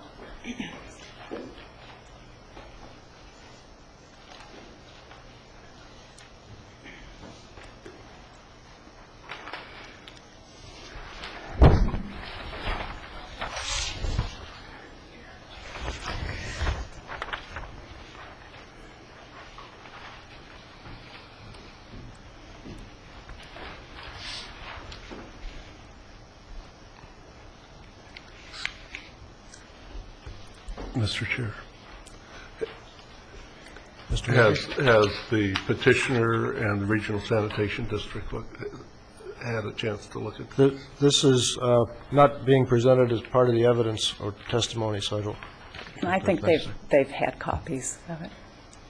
There's a larger version of this that they've been seeing since 1995, so, and it takes in a 2-mile radius. This is just the immediate neighborhood. Would you like me to start? Go ahead with your comments, please. My name is Anita Nelson, and I live at 735 Hall Road, Santa Paula. Gordon Kimball, Jason Raley, and myself are representing the neighborhood around the Tolan landfill tonight. I hope that from my last presentation, August 29th, you remember something about us and the concerns that have brought us before you once again. The last hearing was about the inoperable landfill flare. This one is about the inoperable sludge plant itself. In September, we attended a tour of the sludge plant with county agencies and Supervisor Long. Even though the place was clean, spotless, and there was no sludge to be seen, we walked to the plant and there was immediate recognition of the stench that has filled our air and homes. Those who have knowledge of the various odors at the landfill have confirmed the sludge plant odor on our property. Of great concern to us has been this ongoing suggestion that there are 2 issues, emissions from the stack and odor, and that once the VRSD passes the emissions test, the odor problem will still not be solved. What has come to us out of this suggestion is the stark realization that everything that comes from the plant is emission, whether from the stack or otherwise. And if it is not coming from the stack, then it is not being monitored, it is not being treated, and it is not being regulated. It stands to reason that some of these emissions are worse than anything that has ever come from the stack because these emissions have not been through the treatment process. When it is on our homes at full stench, this horrid gas and stench that burns your nose and throat, and if you don't get out of it quickly, you are nauseated and have a headache. The VRSD's lawyer, Mr. Zerbel, had described to me a building that would house this plant that would be small, entirely enclosed in concrete, that we would have no air quality problems. What was built is just nothing more than a giant carport, and it houses a piece of equipment that few people understand, and those that do seem to be at a total loss to deal with. This plant was supposed to run 24/7 and has not even come close to that for 2 years because it simply does not work and they cannot get it to work. The failed emissions tests are not this equipment's only problems, not by a long shot. It was touted and sold to the county as a great green machine that would turn nasty sludge, to hear the VRSD tell it in 2006, into something clean, safe, and wonderful. Of course, never mind that no one had ever built one of these machines, much less tested it. The original, much, much smaller version was designed only to be used in wastewater treatment plants with one sewage source, where the sewage water that makes up 80% of the sludge could be treated and disposed of easily. In 2006, we begged them not to install this equipment until it was proven, and now, to our dismay, our concerns were well-founded. With all due respect to Fenton, I know they designed a fine piece of equipment for a wastewater treatment plant, and I can only think that they must wonder how they got themselves into this. This plant started running in September of 2009. It ran on and off for 10 months with unacceptable emissions coming from its stacks because an emissions test was not required until July of 2010. 10 months. Does this make sense with an unproven experimental piece of equipment?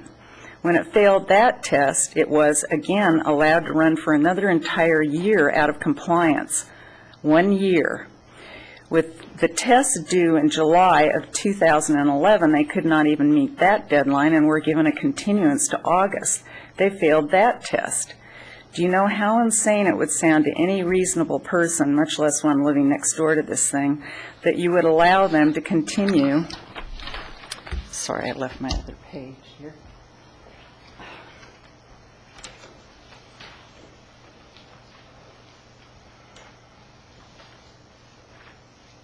So sorry. that you would allow them to continue to run this failed and faulty plant that cannot run in compliance for another year. It is such a mess, they have to redesign and rebuild this equipment. Yet they would be allowed to continue exceeding the permitted levels of unacceptable emissions. We have a great amount of faith in the people we have worked with from the APCD and are floored by a document that gives the VRSD yet another year to run out of compliance. We can only guess at some of their forces at hand. We continue to find Mr. Baldwin's presence in all of this at this point blatant. Everyone in the county and the APCD has told us how he is very much loved. And although we are happy for him, we take issue with having the once head of the APCD involved in this document. It would be hard to believe that his very presence would not hold some pressure on those around him. He is being paid tens of thousands of dollars by the VRSD to get these permits. We end up coming to a hearing with a document that appears to be a done deal before we speak, before you are allowed to hear our concerns, and before you are allowed to address this issue. Some have asked why we are even having this hearing at all. It has been suggested by more than a few that if we were in the hundreds of peoples, something would be done to stop this. But given our rural numbers, the county will take the path of least resistance, and we will be literally sacrificed for this ill-conceived sludge plant. I refuse to accept that cynical and very frightening belief. We will continue to go to our county supervisors, agencies, commissioners, and boards, and we are here tonight in hopes that this board can help us. Thank you. Thank you for your comments.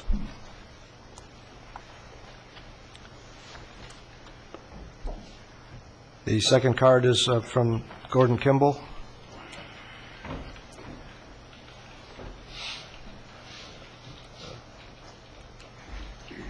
Mr. Kimball, I'd like to ask you to be fairly brief. That last comment was nearly 10 minutes, which is way more than we normally like to hear.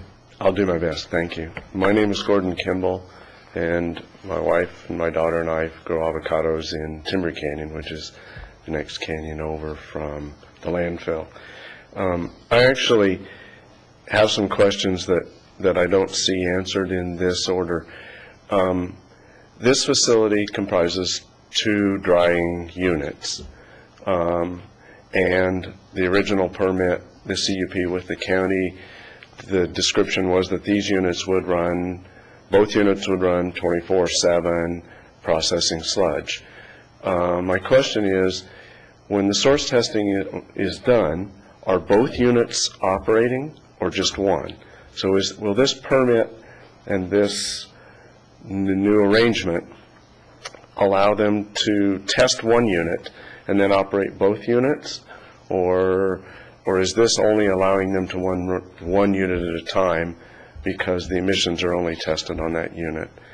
And also, I presume when they're doing this testing, they're required to run a full load of biosolids, and they stipulate that this is a full load, not just a partial load, which would reduce the loading on the system.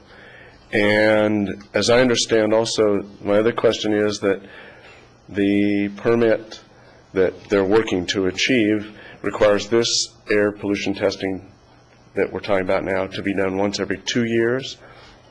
And I'm wondering if that's still the plan, given all the troubles they've had. Once they pass the test, will the system not be retested for another 2 years? Or is there any plan to test more frequently until it's established that this is a stable system and we can be trusted to that it will work, not only on the day when everything's right and the test is done, but subsequent to that? And the other point I'd like to make, which Anita made, is that we're talking about emissions from the facility, and that we're specifically talking about the emissions from the stack, from the air that goes through the dryers.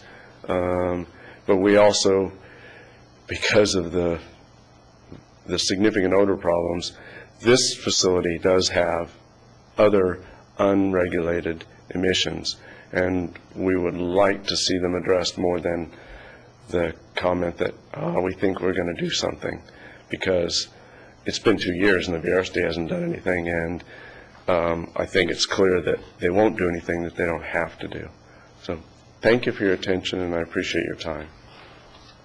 Thank you for your comments.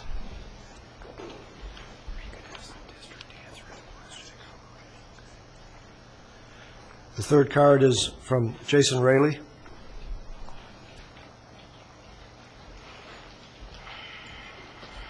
Good evening. I'll assume that the pressure is on also to be brief, so we can all go home to our various families and responsibilities. My name is Jason Raley. I live at 273 Toland Road, which is about a half mile up from Highway 126 on the road to the landfill. When we tell people how to get to our home, we say it's on the road to the dump. You can't miss it. I have, I think, just a few points to make. Again, I'll try to keep it brief. First, I just want to clarify what the problem is, and I think it's relevant to the current petition. Although there was some clarification that the current petition only relates to the violation on ROCs, I think there's good reason to think about the concern about the odor nuisance as being relevant in this particular case. Namely, they'll be allowed to operate the facility until they get the thing installed, the design installed, etc. While they've been operating this facility, they've created an odor nuisance. This is not an insignificant problem, and we know that it's the landfill. We know, in fact, that with almost certainty, perfect certainty, that it's the sludge drying facility. There was just in a recent, perhaps some of the APCD staff would be willing to attest to their own sourcing of this smell to the landfill and to the sludge facility. It seems like Mr. Lawler's recent conversion to trying to treat this aggressively would also point to their own admission that the problem has to do with the sludge facility. Why are they, if the problem is the odor, there is a problem with these other emissions that are being monitored, ROCs and sulfates, sulfur, etc. The problem is the smell, and the smell's coming from the landfill sludge drying facility. This is and it's a problem according to the CUP. You all know the CUP. You know what Rule 51 is. We're learning it. The second point to make is that the responsible party here is the APCD. I know you know that, but it's important that we all, I think, for me it's important, and for us it's important that we all agree. At a recent VRSD board meeting, Mr. Lawler, one of the board member Orkney, who's on the VRSD board, suggested the use of this tool called the Nasal Ranger. We have lots of inside jokes you can imagine about Nasal Rangers. In any case, he presented the Nasal Ranger as a way to, as a technology that could help them identify in any case, the source of the smell. Mr. Lawler himself, this is available in the minutes from the October 20th meeting of the VRSD board. At that time, Mr. Lawler responded to the board and said, the odor nuisance is not our problem, this is the job of the APCD. So the odor nuisance is a problem. It's a problem on the current petition because they will be allowed to operate until they fix this other ROC problem, and we don't have anybody else to go to, frankly.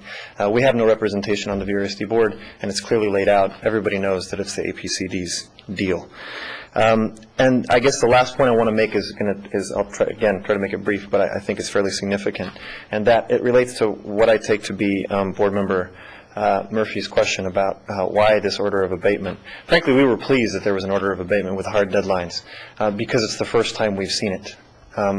There's a pattern here in the VRSD's approach. I appreciate the kindness and what I take to be Dan Searcy's continued generosity in dealing with all the interested parties here. From my own perspective, there's a serious, deep pattern of avoiding responsibility for this whole thing. You can actually name the ways that they do it. One of the ways that they do it is with ignorance, feigned or otherwise. I have a feeling that most of the time it's feigned. This started in 2001. They can accept sludge, incidentally, without the sludge drying facility. In 2001, General Counsel for the VRSD, Mr. Zerbel, went to the California Integrated Waste Management Board and indicated that they had forgotten to check a box, that it was administrative error, the box that said we will accept sludge. that seemed to, for me, to be the start of this pattern of we've made a mistake, we don't really know. Perhaps it's the we don't really know that's getting to us now. We didn't figure on, they say, we didn't figure on there being multiple sources. We didn't figure on the wastewater problem, which didn't come up today, but it's come up before. How could they not have figured on it? We pointed those problems out at the original hearings. We said this is going to be a problem, and they sort of waved it off, and now they're saying, well, we didn't really know there was going to be a problem. We don't know, with respect to the smell, they've said repeatedly, we don't know what it could be. And our report from Mr. Baldwin, who I don't know personally, and it's not a personal friend, Mr. Baldwin gave us all the other possible sources that it could be, including compost, green waste, et cetera, that's in our valley, without saying whether or not it was the landfill itself. We don't know what it could be. Now we hear from Mr. Lawler, well, we're taking aggressive measures to combat the odor. But this is the first time in 2 years that we've heard that they're doing anything about the smell. Up until this point, they've said it's not us. In fact, at the last meeting of the Planning Commission, Mr. Lawler said very clearly, we don't think this smell is us. There's also just this flat denial, which is another way they've dodged the issue. It doesn't smell. We've heard that. This is the first time we haven't heard that. We had heard before, over and over again, that none of this, the sludge, or the dried sludge, wet sludge, whatever it is, doesn't smell. Last time, Mr. Lawler, at a commission meeting, Mr. Lawler said, we just really don't think the smell is us. There's also this misdirection. It could be some other source of smell. And I actually take that today, some of their efforts today, and even in the last hearing, to be a misdirection, in as much as they are continuing to talk about how there's this very small over limit emission, without responding directly, as far as I can tell, to any of the concerns about odor. Again, we still haven't heard from Mr. Lawler anything directly except the smell's not us. And then finally, I guess this just constant passing the buck. It's always somebody else's problem. It's not them, it's the APCD. We go to the APCD and it turns out to be somebody else. This is the VRSD's pattern. You can imagine how glad we were to imagine that for the first time there were going to be some hard deadlines. And at the end of these deadlines, there was actually going to be some real consequences, because they don't do anything if you don't make them, as far as we can tell. Thanks. Thank you, Mr. Early, for your comments.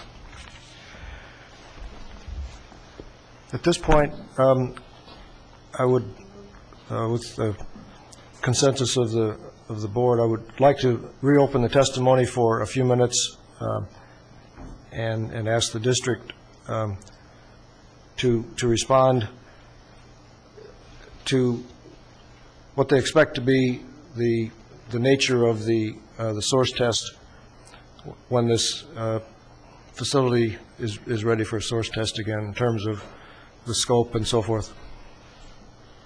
Okay. Right now, the current authority to construct requires a source test every 12 months. Now, that's an official reference method test where you drive the truck out and you do, fancy instruments and such. In between the once-a-year source test, we do have daily monitoring on a daily basis. So our daily monitor parameters were H2S daily. You can use those with something called little Draeger tubes. So we can measure the H2S directly. We can also measure the ROCs daily with a handheld analyzer. Although not as accurate as a reference method test once a year, it gives us a good feeling that the emission control device is or is not in compliance. One of the other parameters we've got daily monitoring for, we talked about ammonia emissions.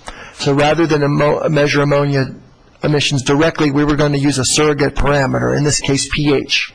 So we talked about the three-stage control system. That's true, but we do inject some chemical to help reduce the ammonia emissions.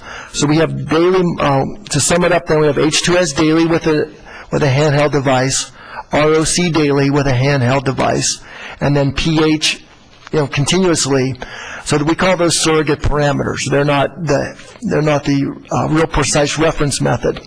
Then the plan would be, once we can get the equipment to pass a source test, we would use the daily monitoring of the ROCs as what they call in the business compliance assurance monitoring. So we would set standards that if the handheld analyzer indicated a failure, we would then trigger a new source test, rather than once a year, a source test upon demand of the district when the handheld analyzers indicate noncompliance. So that would be the plan. Thank you for that. Can I ask if the handheld monitors are included in the authorization to construct and would be expected to be included in the permit to operate? Oh, absolutely, yeah. And then by reference, they're included in the stipulated order of abatement also. It says you shall comply with all conditions of the authority to construct. That includes handheld monitors, the periodic monitoring, we call it, and that would absolutely be continued to the permit to operate.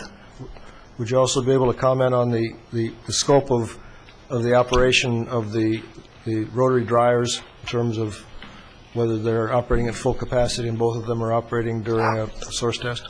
Right.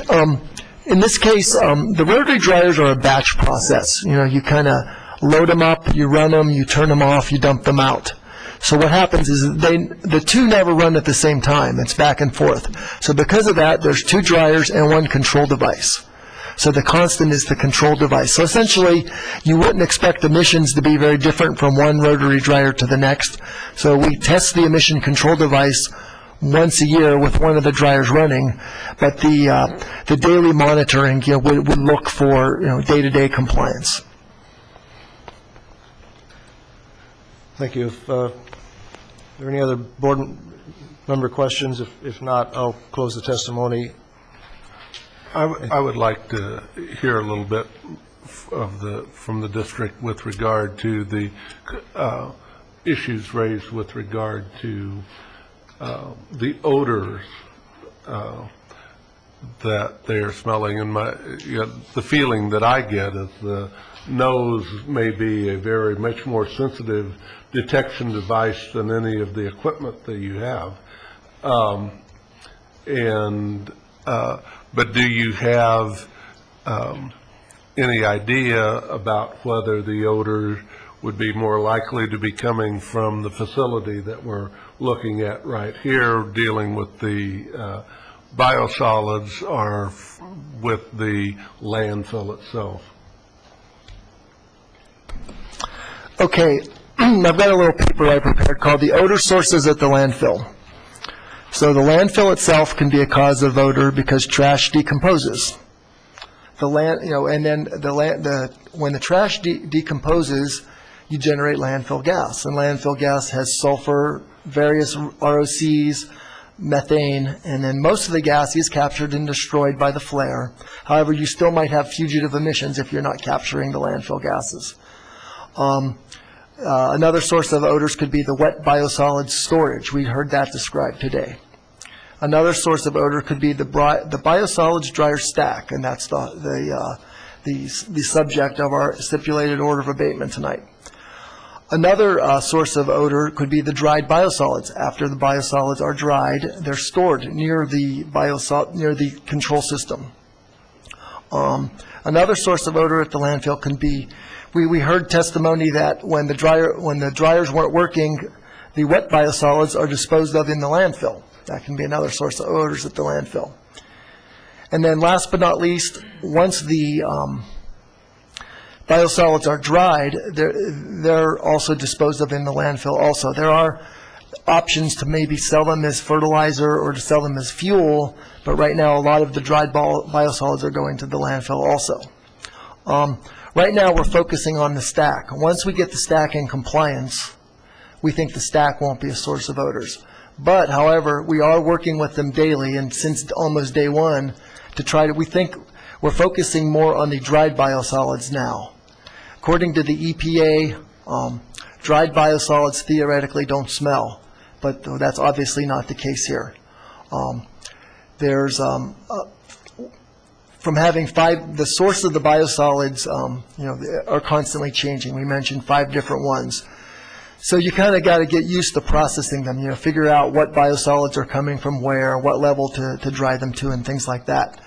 But what we've been working with various mechanical methods to try to get the odors from the biosolids. As part of this authority to construct they're going to work on, and even outside the authority to construct, we're going to require them to capture and control the emissions from the dried biosolids, meaning that once the dryers are done, the dried biosolids are transferred into, for lack of a better word, a storage trailer. It's basically a tank on wheels. And so now we're focusing to require them to capture and control those emissions also. And we hope that's going to be long before October 31st. That's an active project right now. Are you at all concerned about using the dried biosolids as ADC? In terms of a source of odor? You got a little more experience. I'm not sure if it's covered when it's used as ADC. If it's not covered, that could be an issue. But I'm not exactly sure how it's being used, whether it's being covered or tarped or being mixed in with soil. I don't know if I can really respond to that properly. Thank you. Does the respondent? Yeah, I'm happy to answer that. The dry biosolids is disposed of as ADC. It is mixed in with our soil, and it is also covered at the end of the day, so both of those things occur. Thank you. At this point, I'd like to reclose the testimony. I should also remind myself that I had these 3 cards, but I failed to ask if there were any other members of the public who wished to speak who had not turned in cards. Seeing none, I'll close the hearing and ask for board discussion.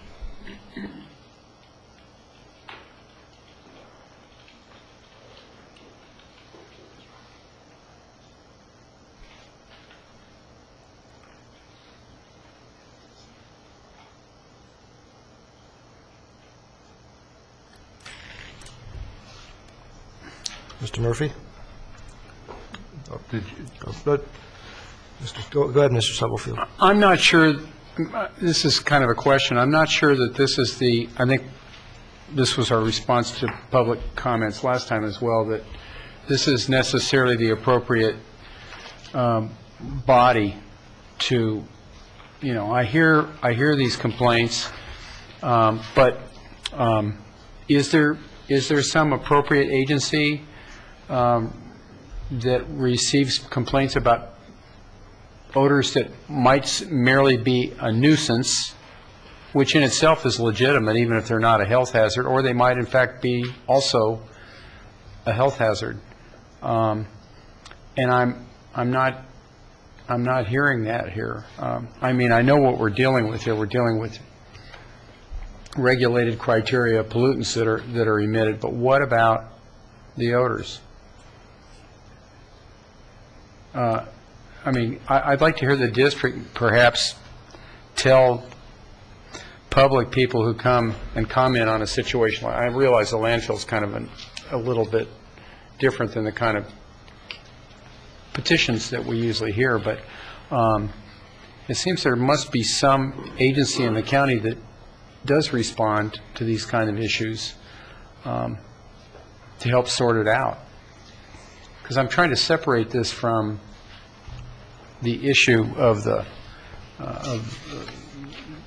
between the petitioner and the respondent with regard to the ROCs that clearly are in excess right now. And this seems to be an ongoing project that's going to go till October 31st if we approve this stipulated order of abatement. But what about the odors? Certainly the public there should be someone they can appeal to at the county level that can help them out. And I'm not sure that it's us. Or maybe our attorney, Mr. Oriana, could enlighten us. Maybe it is our responsibility I don't know. Well, it's definitely not noticed for the hearing tonight, but other than that, I think it's the responsibility under the permit. And the permit must decide or a violation of a local ordinance or law, and none of that's before you. Okay. I can address the odor issue at least to some degree, if you'd like. We began receiving odor complaints from Toland Landfill in April of 2010. I believe there may have been complaints before that, but that's the first that we received that. So in our database right now, we have a total of 48 complaints. And most of those are from one single date, but there are some where they would also mention, you know, it was bad. It was also bad Monday and Tuesday. 36 of those complaints were complaints that were on a day that the plant ran or it ran the previous night. And I think that that's important because if you have a complaint and it's 1 in the morning and the plant ran until 8 or 9 o'clock at night, that's pretty important. There were 12 complaints that were on days when the plant wasn't running, and there were some when it hadn't run for quite a while. So I don't really know what to say about those. I can tell you that we have had 48 site visits to Toland Landfill as a response to the odor complaints, and I've done most of those 48.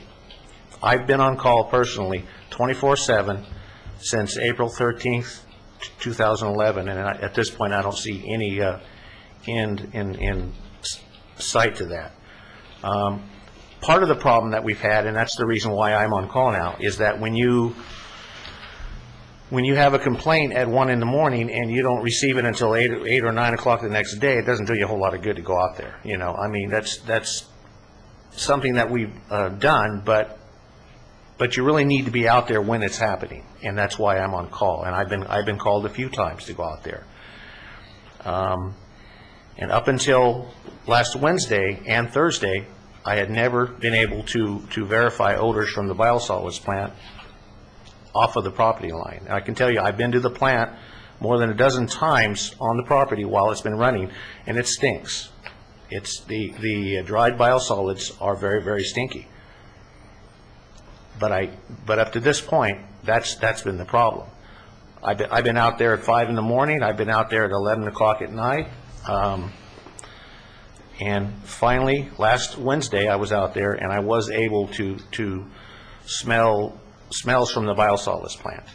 Now, they weren't strong at that point, but if you look at the terrain and if you look at the wind patterns that they receive, it's a kind of a transitory thing. You know, it can be strong 1 minute, and then 15 minutes later it's not very strong, and it kind of goes away and it comes and goes, and that's the nature of the beast. When you look at the terrain, there's a canyon, and it has a down canyon drift, and that means that at the night when the air cools, the air just runs basically the same as water. It just runs down the canyon, and when it gets to this little draw, there's usually enough of a breeze. There's usually enough of an onshore breeze that it can blow what one of our people call packets of air eastwards, and that mainly affects a couple of people.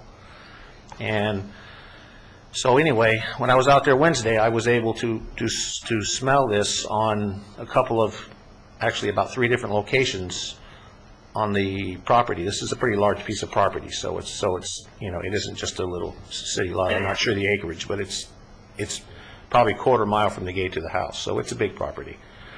But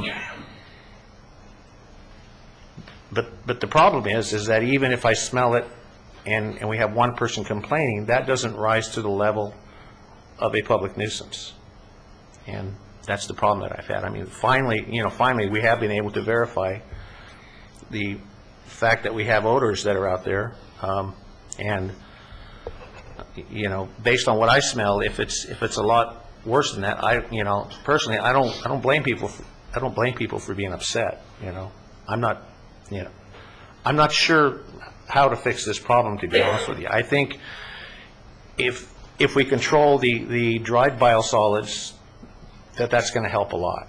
I don't know if it's going to fix the problem, but I believe that it's going to help, because right now, there's no requirement for them to cover any of the dried biosolids. So what happens is, everybody goes home at 4 o'clock, except for maybe 1 or 2 people that are at the plant, and anything that dumps into that open truck after 4 o'clock sits in that open truck until the next day at least. And when it's running around the clock, I'm not sure how that could be addressed other than to have a control device on that truck. And that's something that was not in the authority to construct, but you can be assured that it's going to be, when they do finally get a permit to operate, they're going to have some kind of controls for that dried product, and we're really hoping that that's going to fix the problem. But I don't want the board to have any kind of impression that there's nothing that we've been doing, because believe me, we've spent a lot of time, a lot of effort on this, and I've been wearing my cell phone, and I don't mind doing that, but it is actually gratifying now that I finally had a couple of times where I could smell it, and maybe that's what we need to get the controls put on the dried product. Other than that, I guess I don't really have any other. Yeah. Also, I just wanted to. There were some problems, I guess, with having Mr. Baldwin working for VRSD, and I can tell you that since Mr. Baldwin has been working for VRSD, that we've issued 4 notices of violations to them. So I can guarantee you that there's just been no special treatment. He hasn't been treated any differently than anybody else. So I just wanted to clear that record too. Thank you for that, Mr. Susi. Thank you. Yes, I have one question of the district with respect to the odors. It's a minor question, but could you clarify or classify the smell? Is it a putrescible smell, a sour smell, which would be classified as a landfill smell versus a biofilter? It's a unique and distinct odor. That's the first thing I can say. It doesn't smell like compost.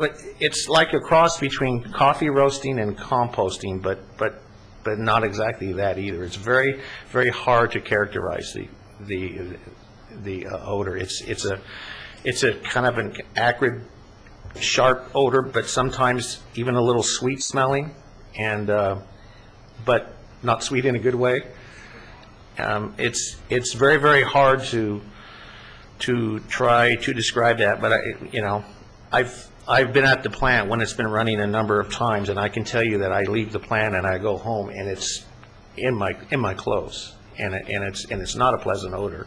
And if people are smelling that what I smelled on the property Wednesday night, and then to a lesser degree on Thursday night, was I would classify as faint to light odors. But if that odor was anywhere near, what I've smelled at the plant, I'd be pretty upset too, and I just have to be honest. So anyway, we're really putting a lot of faith in this, in the fact that we're hopefully going to be able to control the dried product, and that should reduce the odors quite a bit. And if it's being sold too, and hopefully at some point it'll be sold and be trucked off-site for the uses, then that should also help too. Yeah, but if I could just add to what Dan said a little bit, there isn't a cookbook or a recipe for a biosolids facility. I've learned more about biosolids facilities than I ever thought I would know. So what we're really working hard to do, there's the wet biosolids, the dryer, and the dried biosolids. When this process is done, as an engineer, I'm going to have, there's going to be no reason why there should be odors under normal operations. We're going to get enclosures, we're going to get vents controls, and that's really what we're aiming to do. We're aiming to eliminate all possibilities of odors from the plant. It's really been a good learning experience for us, and I think what's really, we mentioned the changing feedstock, that's had a lot to do with it. The underlying problems with the equipment, that's had a lot to do with it. But our goal in the end of this process is to eliminate all odors from the facility itself. It'll be a challenge, but we're definitely up for the challenge. I'd only have one last comment, and that would be based upon follow-on discussions and questions tonight by the public, that I think the onus would be on the district to ensure that we do the outreach to those that specifically were here this evening, raising some issues, and I'm sure you're probably doing that anyway, but I would just like to reinforce that. So thank you very much. I have at least one of the complainant's number on my phone, so all I have to do is look at my contacts and dial. Thank you. With that, I'd like to reclose the hearing and ask the board for comments directly on the stipulated order of abatement and the petition, or a motion. I have some comments here on that, and to the public that spoke here, that we are limited to dealing with the permits that the petitioners or respondents in this case have, and whether there's compliance, and whether we can order them to get into compliance and everything. And that may tangentially involve the issues that you have, but that's all we've got to work with, type of thing. In this instance, they're coming, and it looks like there is going to, as a result of the order that we very possibly might grant this evening, that there will be forthcoming an authority to construct. And that authority to construct is your opportunity to work with the district in order to include in the conditions of that authority to construct things that will hopefully improve the situation for yourselves. And hopefully then, so the process that we're going through, though it may not directly affect you tomorrow, hopefully in the long run, this process we're going through will be to your benefit. And again, on the stipulated conditional order of abatement, I'm not going to, at this point before discussion, I'm probably going to be in agreement that this to go along with this there, but I do have some problems with the process, and I'm directing this as a district here. When we, as the board, come to these meetings, it would be very nice if the written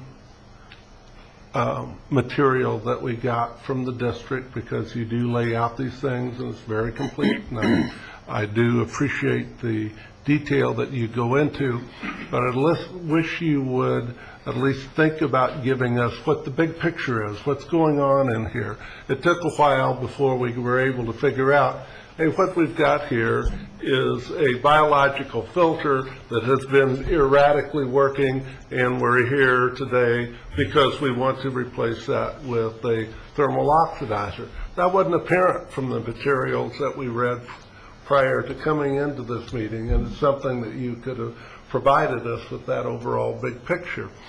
And then again, you've got the order of abatement that we're going through here, and that I'm not going.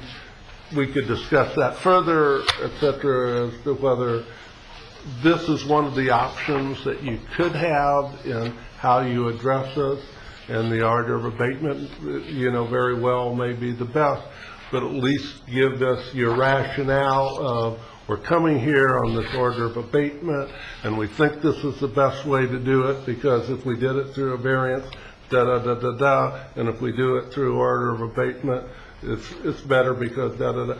Would be very nice if we would have that overview before we came here to hear the procedure, and it would facilitate, I think, and give better direction towards us considering the matters before us. And that's all that I have. Do I have any further board comments or a motion on the order?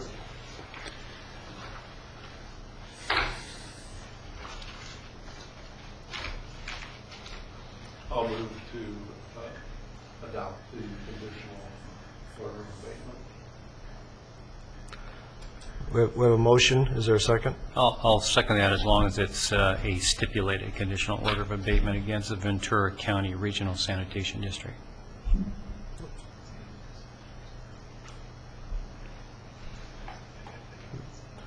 We have a motion and a second. Clerk, please call the roll. Board Member Murphy? Board Member Gasparino? Yes. Board Member Stubblefield? Yes. Board Member Herlock? Yes. The petition is approved. You have your stipulated conditional order of abatement. And thank the members of the public for taking the time to join us tonight. You had to come a ways for this, but we appreciate your input. Thank you.